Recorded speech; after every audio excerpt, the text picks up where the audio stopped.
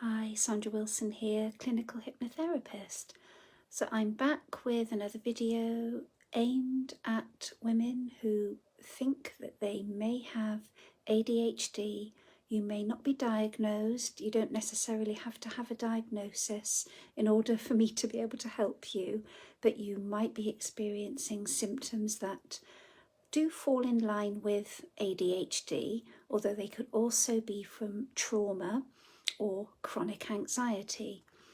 So commonly, women with ADHD might not feel that they have reached their full potential in life. So you may have ambitions and dreams, but you're just not there. You feel a million miles away from where you think you could be in your life. You might have feelings of feeling like an imposter. So you might already have a job that you consider to be your dream job, or you're otherwise happy, but there's a feeling that you don't deserve it and you are an imposter. You also might discover feelings that point toward perfectionism, so the pressure that you put on yourself to be absolutely perfect, which can be born through being told that you were different or just not good enough when you were younger. So this pressure that you put on yourself to be perfect can then lead to chronic procrastination, because the pressure to be perfect and do everything absolutely perfectly is just too overwhelming. You might also notice that your inner dialogue is more of a bully than a best friend. You might notice that you have days when you feel so unmotivated you can barely get up. Other days you're flying around like a hurricane.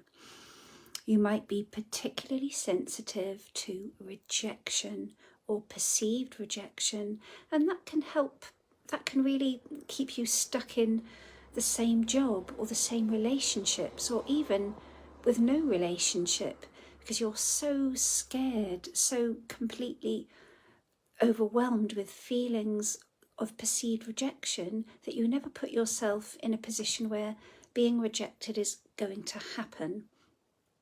You might have problems controlling where your attention goes, so difficulty staying focused. You might try so hard never to make a mistake that you become terrified of trying anything.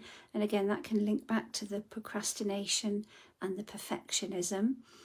You can really struggle with getting things done, like basic, simple tasks, but when there's a crisis, you are there, you're on fire whenever there's a crisis.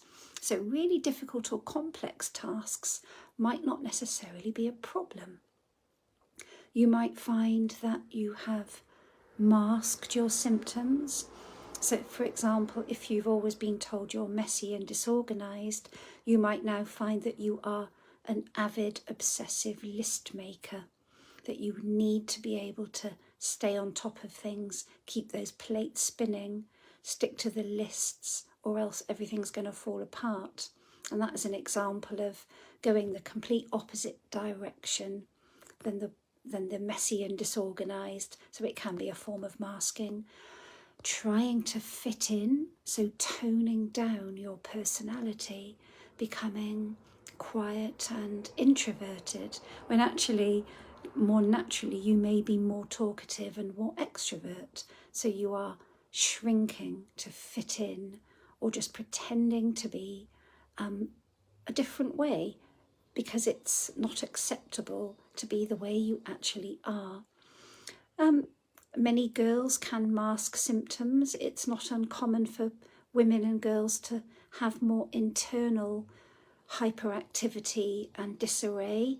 So it's not immediately obvious to a teacher or a parent or even a friend or a family member that there's something going on, because you've become so adept at hiding these symptoms. And you might notice that you have an ability to spin all those plates, and then boom, something happens to make that stop. It becomes impossible. And some women I've worked with notice that they stop being able to spin their plates when they have a baby, or they go through menopause, or something else happens.